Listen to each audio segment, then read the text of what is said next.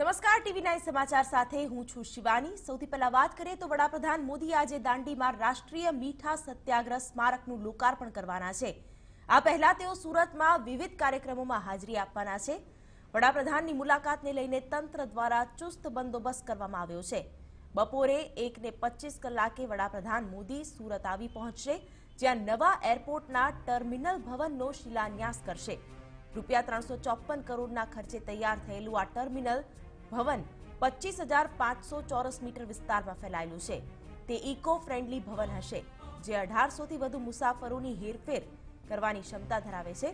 ત્યારે મહત્વનું છે કે સુરત હવાઈ મથક એર ટ્રાફિકની હેરફેર માટે તથા મુસાફરોની હેરફેર બાબતે અમદાવાદ અને વડોદરા પછી ગુજરાતનું ત્રીજા નંબરનું સૌથી વ્યસ્ત હવાઈ મથક છે। એરપોર્ટ પર ટર્મિનલ ભવનના ખાતમુહૂર્ત બાદ વડાપ્રધાન રસીલાબેન સેવંતીલાલ શાહ વીનસ હોસ્પિટલનું પણ ઉદ્ઘાટન કરશે। બપોરે 2:20થી 3 વાગ્યા દરમિયાન તેઓ હોસ્પિટલનું ઉદ્ઘાટન કરશે તથા લોકોને સંબોધન પણ કરશે। ત્યારબાદ બપોરે 3:30 વાગ્યે સુરત એરપોર્ટથી દાંડી જવા રવાના થશે। દાંડીમાં વડાપ્રધાન મોદી રાષ્ટ્રીય મીઠા સત્યાગ્રહ સ્મારકનું લોકાર્પણ કરશે। ઐતિહાસિક દાંડી ખાતે 110 કરોડના ખર્ચે સ્મારકનું નિર્માણ કરાયું છે। ગાંધીજીએ જે સ્થાન પરથી ચપટી મીઠું ઉપાડ્યું હતું, ત્યાં ગાંધીજીની વિશાળ પ્રતિમા બનાવવામાં આવી છે। તો ગાંધીજી સાથે દાંડી કૂચમાં જોડાનારા 80 સત્યાગ્રહીઓની પ્રતિમા તૈયાર કરાઈ છે। આ ઉપરાંત 120 ફૂટ ઊંચા ટાવર પર લેઝર લાઇટ દ્વારા મીઠું ઉપાડવાની પ્રતિકૃતિ દર્શાવાશે। અહીં કૃત્રિમ તળાવ પ્રવાસીઓમાં આકર્ષણનું કેન્દ્ર બનશે। તો 41 સોલાર ટ્રી દરરોજ 144 કિલોવોટ વીજળી ઉત્પન્ન કરશે।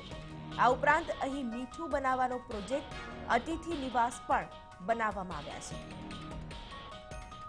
ત્યારે દાંડીમાં કાર્યક્રમો પૂર્ણ થયા બાદ પીએમ મોદી ફરી સુરત આવશે।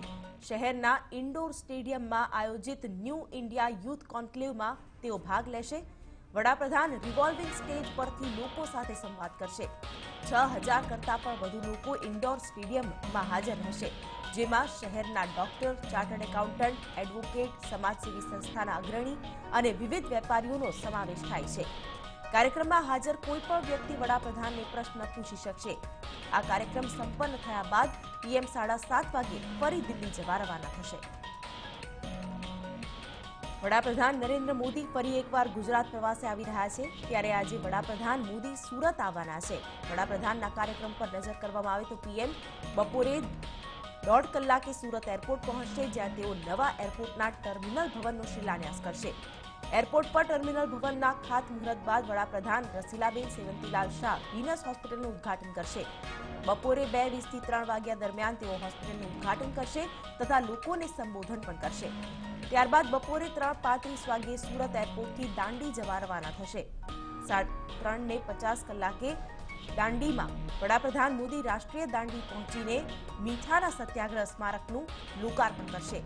દાંડીમાં કાર્યક્રમો પૂર્ણ થયા બાદ પીએમ મોદી ફરી સુરત આવશે। શહેરના ઇન્ડોર સ્ટેડિયમમાં આયોજિત ન્યૂ ઇન્ડિયા યુથ કોન્ક્લેવમાં પણ તેઓ ભાગ લેશે। આ કાર્યક્રમ સંપન્ન થયા બાદ પીએમ 7:30 વાગ્યે ફરી દિલ્હી જવા રવાના થશે।